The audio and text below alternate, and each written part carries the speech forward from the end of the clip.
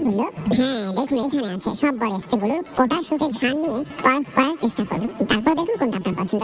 মাসুদ একের পর এক বডি স্প্রে থেকে নামিয়ে নদীকে দিতে লাগলো। নদীর বডি স্প্রে নেওয়ার নামে ইচ্ছে করে মাসুদের হাতে স্পর্শ করতে লাগলো। বিষয়টি মাসুদ লক্ষ্য করলো। মেয়েটি ইচ্ছে করে তার হাতের ছোঁয়া মাসুদকে দিতে চাইলো। বিষয়টি মাসুদের ভালো লাগলো, কারণ মাসুদ ইয়াং ছেলে, বিয়ে শাদী করেনি, স্বভাবতই সুন্দরী। তরুণীর স্পর্শ কার না ভালো লাগে। মাসুদ ইচ্ছে করে ফিরে নিচ্ছে। সুন্দরী তরুণী নদী মাসুদের দিকে আর চোখে তাকাচ্ছে। যতবারই মাসুদের চোখে নদীর চোখ পড়ছে, ততবারই মাসুদের ভেতরে অন্যরকম একটা ভালো লাগার শিহরণ ছড়িয়ে যাচ্ছে। এক পর্যায়ে একটা বডি স্প্রে তার পছন্দ হয়ে যায়। নদী জিজ্ঞেস করলো, এই বডি স্প্রের দাম কত? মাসুদ বলল, 320 টাকা। নদীর মা নারিজ বেগম পার্স খুলে 320 টাকা দিল। নদীর পকেট থেকে মোবাইল নাম্বার লেখা একটা কাগজ মাসুদের হাতে গুঁজে দিল। তারপর মা মেয়ে বের হয়ে গেল। মাসুদ কাগজটা খুলে দেখলো একটা মোবাইল নাম্বার এবং উপরে নদী নাম লেখা। রাতে মাসুদ বাসায় শুয়ে শুয়ে মোবাইল টিপছিল। হঠাৎ মনে পড়ে নদীর কথা। তারপর পকেট থেকে নদীর দেওয়া কাগজটা বের করে নদীকে ফোন দিল। মোবাইল নাম্বারটা বেজে পেল। নদী হয়তো বা কারোর সাথে কথা বলছিল, তাই মোবাইলটা ঢাকা থেকে বাড়ি ফিরছিলাম। হাইওয়ে রোড থেকে আমাদের বাড়ি 2 কিলোমিটার দূরে। এই পুরোটা রাস্তায় হেঁটে যেতে হয়। তার মধ্যে পড়ে এই কবরটা। আমি ভেবে পাচ্ছিলাম এখানে আমার নাম ধরে কে রাখলো। এখানে তো আশেপাশে কাউকে দেখা যাচ্ছে না। না, মনে হচ্ছে মনের ভুল। যখনই চলে আসার জন্য সামনের দিকে পা বাড়াতে যাবো, ঠিক তখনই সে আকুতি ভরা কণ্ঠ, বিজয় আমাকে ফেলে দিও না প্লিজ, আমাকে নিয়ে যাও। আমি ভালো করে খেয়াল করে দেখলাম কণ্ঠস্বরটি কবরের দিক থেকে আসছে।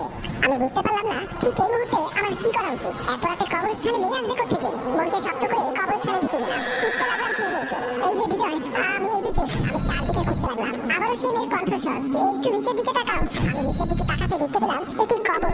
বিজয়, আমি এই কবরের ভেতর আছি, দয়া করে আমাকে কবর থেকে তোলো। আমি কবরটির সামনে বসলাম। লক্ষ্য করলাম কবরের ভেতর থেকে এই শব্দটা আসছে। আমি যখনই কবরের মাটি সরাতে গেলাম, তখনই পেছন থেকে একটা হাত অনুভব করলাম। ভয়ে আমি আটকে উঠলাম।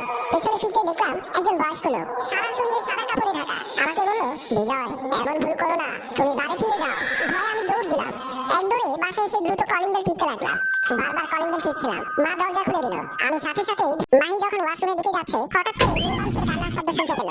এত রাতে মেয়ে মানুষের কান্না করছে কোথায়? তারপর আস্তে আস্তে ড্রয়িং রুমের দিকে গেল। ড্রয়িং রুমের পর্দা ফাঁক করে দেখতেছিল বাড়ির কাজের ছেলে বিলকিসকে আদর করছে। মাহি বিলকিসের অন্তরে এমন দৃশ্য দেখে নিজেকে আর ধরে রাখতে পারছে না। মাহির ইচ্ছে করছে স্বামীর আদর পেতে। মাহি ভাবতে লাগলো, কাজের লোক কিভাবে আদর করছে আর আমার স্বামী নাক ডেকে ঘুমাচ্ছে। মাহি এমন ভাবে দেখছে মনে হচ্ছে অন্তর মাহিকেও আদর করছে। মাহি ভাবতে লাগলো, আমি আমার স্বামীর কাছে এক্ষুনি আদর চাইবো। তারপর মাহি ড্রয়িং রুম থেকে চলে আসলো।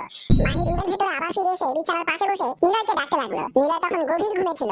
এত রাতে ডাকছো কেন? কি হয়েছে তোমার? মাহি বলল, চোখ খুলে দেখো। নিলয় বলল, অনেক ঘুম পেয়েছে, আমাকে একটু ঘুমাতে দাও। মাহি বলল, ওঠো, তারপর ঘুমিয়ে যাও। তারপর নিলয় শোয়া থেকে উঠে বসলো। বলল, কি হয়েছে, ডাকলে কেন বলো? মাহি বলল, আমাকে একটু আদর করে দাও, তোমার আদর পেতে খুব ইচ্ছে করছে। নিলয় বলল, এত রাতে ডেকে তুমি এই কথা বলছো? মাহি বলল, আমাদের বাড়ির কাজের মেয়ে আর কাজের ছেলে দুজন মিলে সুখের সাগরে মিশে গিয়েছে। তুমি আমাকে একটু আদর করো, আমি সুখের সাগরে হারিয়ে যেতে চাই। নিলয় বলল, আমি তোমার মতো বাড়িতে থাকি না, আমার কাজ করতে হয়। সকাল হলেই বাড়ি থেকে বেরিয়ে যেতে হবে কাজের উদ্দেশ্যে। আবার রাত 10টা 11টা বাড়িতে ফিরে আসবো। তোমার মনে হয় এরপরে এসব করতে